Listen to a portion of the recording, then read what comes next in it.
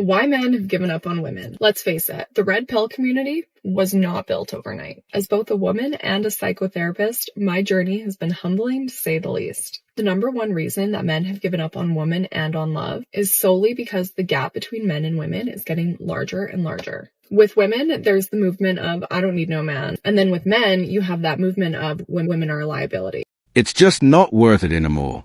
We've reached a point where we don't need all that drama in our lives.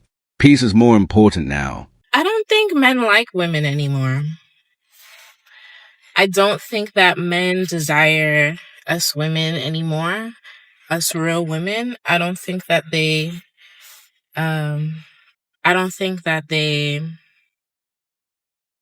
value us like they used to. Men aren't really putting out effort. They're not putting out any type of effort like they used to. Taking a girl on a date becomes an issue. You know, spending money on a woman is an issue. You should have your own money as a woman. Going out to do something fun is an issue.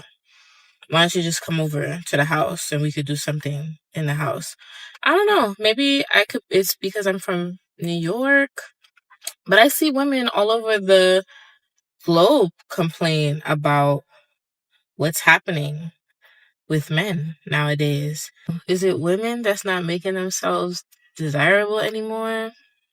Because there are beautiful women out here, beautiful women, ambitious women, caring women, nurturing women who are outside looking for love, and men that just can't keep up with that. Like, they're not communicating with them. They're not willing to hang out and do fun things.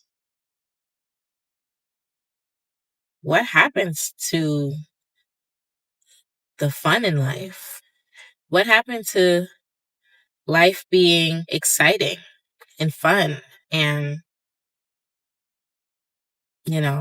going out and discovering the world? These days, a lot of women's attitudes and behavior just aren't the same anymore. Something about it feels off. Women are scared of happily single men. You want to know why? Let's get into it. Being happily single as a man makes you more appealing. Men that don't need to be in a relationship. Men that have high standards. Men that don't chase women. They chase in purpose. This makes women wonder if that man is actually interested in them, and will in turn, y'all listen to this, increase the value of that man and his expressed interest in their minds. That's true.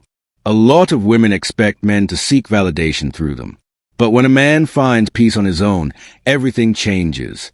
His independence shows confidence and self-respect, and that instantly makes him more valuable.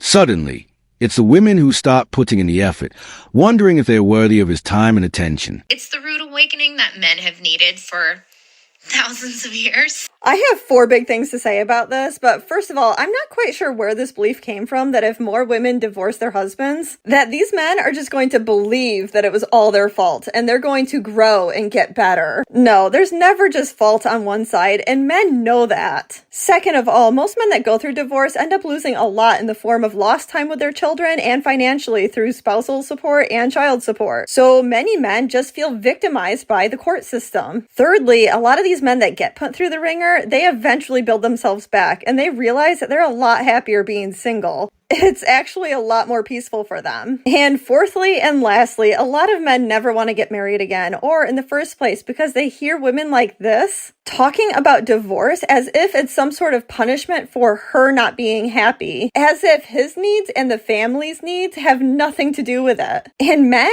are smarter. Men aren't just imagining being treated unfairly in court. They're actually living it. The system drains their money, their time, and even their dignity, turning them into nothing more than walking ATMs. The truth hits hard. It's just not worth it anymore. She was never really yours.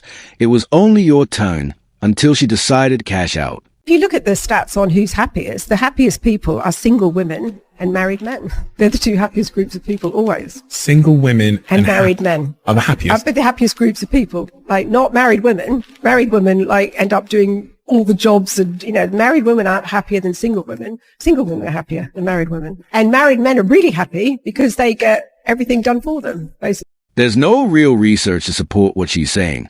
But one thing we do know, the most medicated group today is single women past a certain age. That says a lot. And here's the thing. When a wife is unhappy, the whole relationship feels it. If she's miserable, she won't let her husband at peace either, and that energy drags everything down. Would you rather be married and miserable or single and lonely?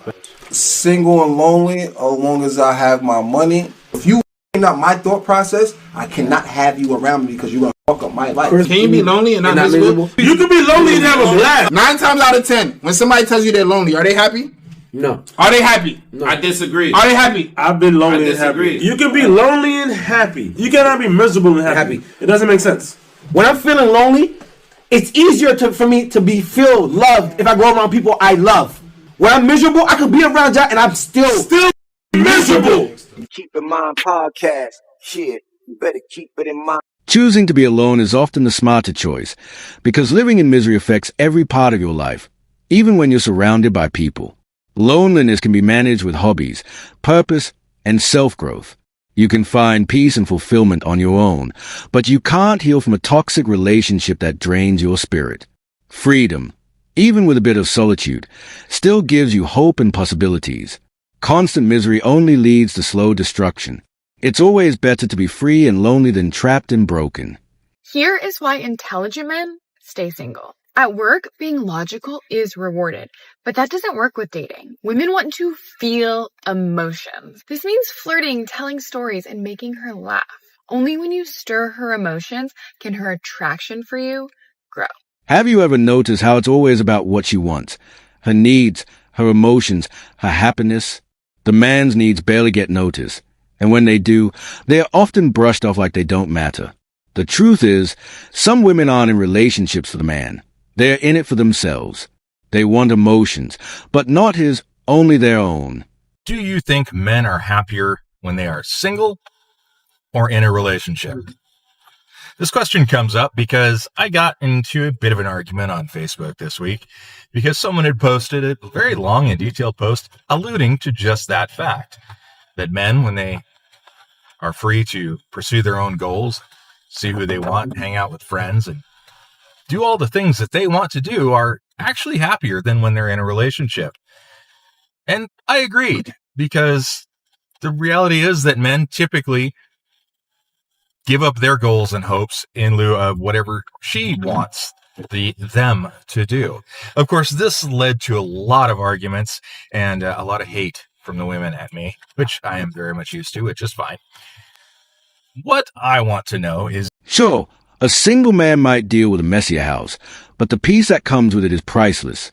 It's better to live with a little disorder than to feel drained, disrespected, or used. These days, a lot of relationships bring more stress and support, and that's why being single can actually feel more rewarding and far less frustrating than staying stuck in something toxic. You get enough lonely single men in their young ages of like 20 to 30, right, with no family, no kids, nothing to die for, to stand for. You're going to have public tragedies keep happening. Soon they'll start targeting higher ups in government because, once the greed sets in from those at the top and they take more and more and more and you're left with nothing, then you'll really see the, quote, revolt everybody talks about. He's absolutely right. We've got an entire generation of young men who've lost their sense of purpose, family, and hope. And that's a ticking time bomb. Society keeps draining them while the elite stack up more wealth, then act surprised when anger starts to build. But you can't ignore people forever. That kind of pain and despair doesn't stay silent. Eventually, it explodes into chaos. I can't see one single positive argument for staying single today. We're having a cigar the other day with this guy when we did the live podcast. He's 35 years old, makes millions, but he doesn't want to get married. He says, it's too risky getting married today. I says, it's too risky getting married today. I says, man, it's too risky staying single today. Like, what do you think life is all about? Pulling up to a restaurant in a Rolls Royce? For what? Who cares? Those people that say, what a nice car, don't give a shit about you. Everything about life is investing in things that outlive you. Man wants to live forever, but we're not going to. The only way you're going to get a glimpse of living forever is by what you build. You have kids, you raise them properly, they continue your last name, you write a book, you make music, you make movies, you make something that outlives you. True. All of this is true. Well said. Well said, soldier. Women played a part in this change by making relationships feel like a risk. With divorce laws, social media validation, and constant criticism of masculinity, many men started to step back. After watching others lose their children, their money, and their peace, they decided to take a different path. Now, men are focused on building their legacy through work, wealth, and freedom, not marriage. And honestly, society can't blame them for adapting. Single men are simply choosing their own way. 4 reasons why being a single man in your 30s is awesome. Number 1, you're actually attractive to women, okay? A lot of guys spend time in their 20s not feeling attractive to women at all, but if you work on yourself in your 30s, you're gonna be a lot more attractive to them. Number 2, you're less desperate for sex. The good thing about being in your 30s is you're not a complete horn dog all the time. It actually helps. 3, you have money to finally do what you want and you're not sweating over the check when the bill comes. 4, you have less pressure to settle down and have kids. This is one of the benefits of being a guy as opposed to women who experience a lot of pressure during this time. Your 30s can actually be better than your 20s. You've learned important lessons. You understand yourself more, and you move with real confidence. Money stress doesn't come from age. It comes from choices. And that pressure to settle down or start a family. It's not just on women. Men feel it too.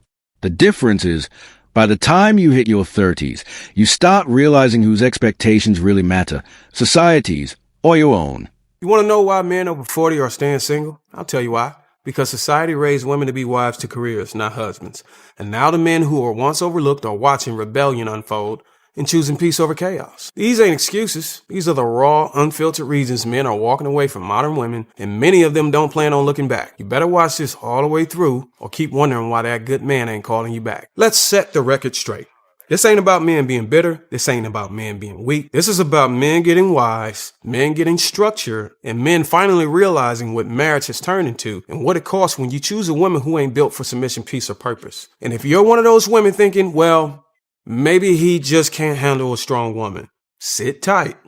You're about to find out he didn't lose interest. He gained clarity. First reason, divorce destroys a man's life. Older men have seen it too many times. Good men getting gutted in court.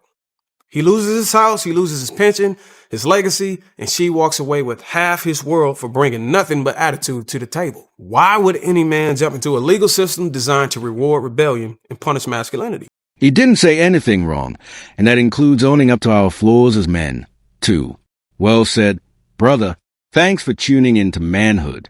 If you'd like to unlock exclusive episodes and help support the channel, hit that join button and become a member. And don't forget to like, subscribe, and share this video if it connected with you. Drop your thoughts and stories in the comments. We read every one of them. See you in the next episode.